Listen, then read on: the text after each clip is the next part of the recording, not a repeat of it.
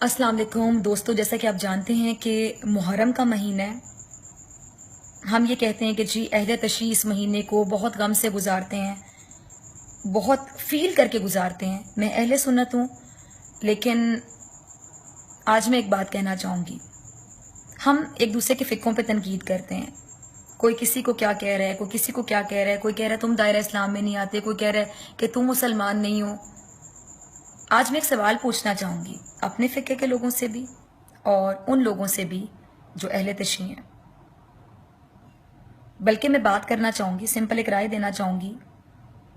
जब हम इस बात पे एतकाद रखते हैं कि अल्लाह ताला के लिए नबी पाक से बढ़ के कोई भी नहीं, नबी पाक सल्लल्लाहु अलैहि वसल्लम उनकी आल औलाद से जो मोहब्बत करेगा, अल्लाह भी उससे मोहब्बत करेगा। जो अहले तशरीह पूरा महीना, सिर्फ ये महीना नहीं, सफ़र का महीना भी तकलीफ से गुजारते हैं, रो कर गुजारते हैं, उनकी मोहब्बत में गुजारते हैं। जो सालों पहले वाक़या हुआ था उसको याद करते हैं, ताज़ा करते हैं। आने वाली नस्लों को पता चलता है कि क्या हुआ था करबला में। आपको नहीं लगता कि उनकी आंखों से जितने आंसू बहते हैं वो उनकी बख्शिश का सामान बनेंगे आखिरत में? क्योंकि नबी पाक और उनकी औलाद के लिए जो आंसू बहाएगा, उन आंसुओं की कीमत अल्लाह ताला कैसे अदा करेगा, ये अल्लाह को पता है।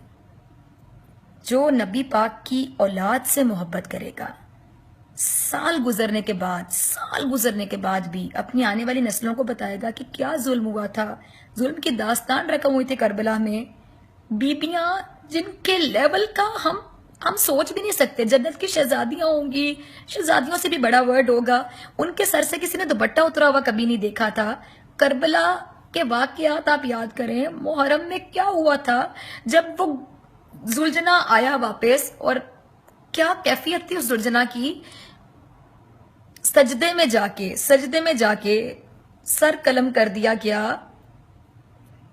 मतलब आप सोचें कि क्या वाकयात होंगे। 6, 7, 8 महीने एक मतलब मासूम बच्चा होता है, उसकी प्यास की तलब के सवाल पे उस बच्चे की हलक में खंजर उतार देना। मतलब आप इन वाकयात को अगर कभी पढ़ें, आपके रोंगटे खड़े हो जाएंगे। जिसके दिल में थोड़ी सी भी मोहब्बत होगी ना नबी पाक सल्लल्लाहु अलैहि वसल्लम के लिए, उनकी आल औलाद के लिए, उसके रोंगटे खड़े हो जाएंगे।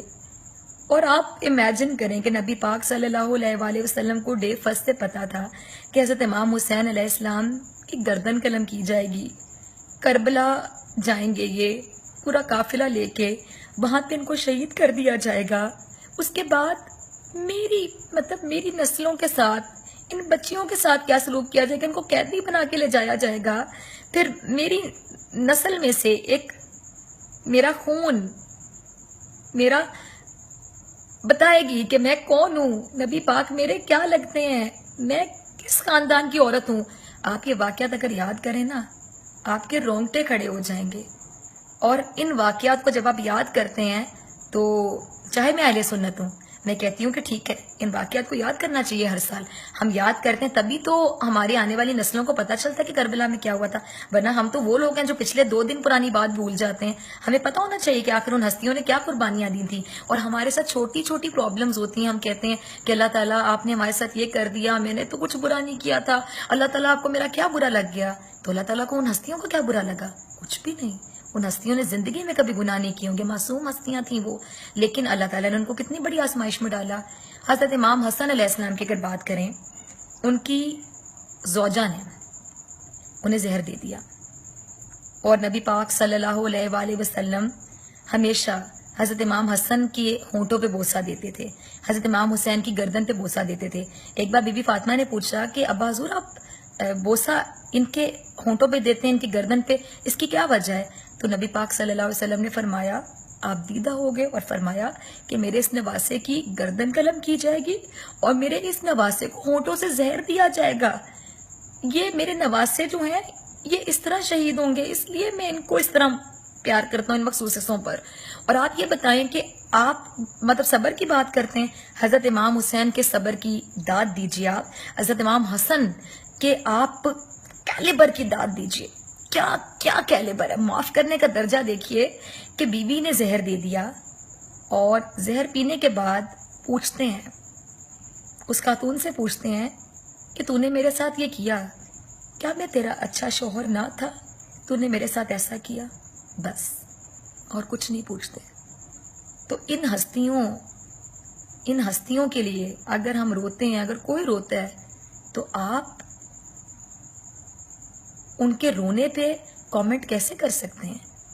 ہم کسی کے بھی ان ہستیوں سے اٹیچمنٹ پہ کامنٹ کیسے کر سکتے ہیں؟ کوئی بھی سنی بھی رو سکتا ہے، کوئی شیعہ بھی رو سکتا ہے، لیکن اگر کوئی اٹیچڈ ہے ان ہستیوں کے ساتھ تو اس پہ ہم نیگیٹو کامنٹ کیسے دے سکتے ہیں؟ آپ کے باقی کامنٹس اپنی جگہ کہ آپ خلفائے راشدین کے حوالے سے جو بھی بات کرتے ہیں سنی شیعہ آپس میں اس بارے میں رائے نہیں دے رہی. میں صرف یہ سوال کر رہی ہوں کہ جو نبی پاک صلی اللہ علیہ وآلہ وسلم کی آل اولاد کے ساتھ ظلم ہوا کربلا کے میدان میں، اگر اس ظلم کو یاد کر کے کوئی آنسو بہاتا ہے، کوئی روتا ہے، کوئی خون کے آنسو روتا ہے، تو ہم ان کو اس بات پہ کامنٹ کیسے کر سکتے ہیں؟ ہم نیگیٹو رائے کیسے دے سکتے ہیں کہ نبی کی اولاد کے لیے جو رو رہا ہے؟ میں تو کہتی ہوں اللہ آپ کو بھی توفیق دے، مجھے بھی توفیق دے کہ ہم ان کے لیے روئیں اور اللہ تعالیٰ ہمارے ان آنسوؤں کو بخشش کا سامان بنا دے. پلیز اس بات پہ ایک دوسرے کو کامنٹ کرنا چھوڑ دیں. نبی پاک کی اولاد کی محبت میں جو روتا ہے اس رونے کو سلام، اس تکلیف کو محسوس کرنے کو سلام. میں اہل سنت ہوں اور میں سلام کرتی ہوں سب کو جو نبی پاک کی آل اولاد کی تکلیف کو آج بھی اتنے سال گزرنے کے بعد فیل کرتا ہے اور اس تکلیف سے گزرتا ہے اپنی آنے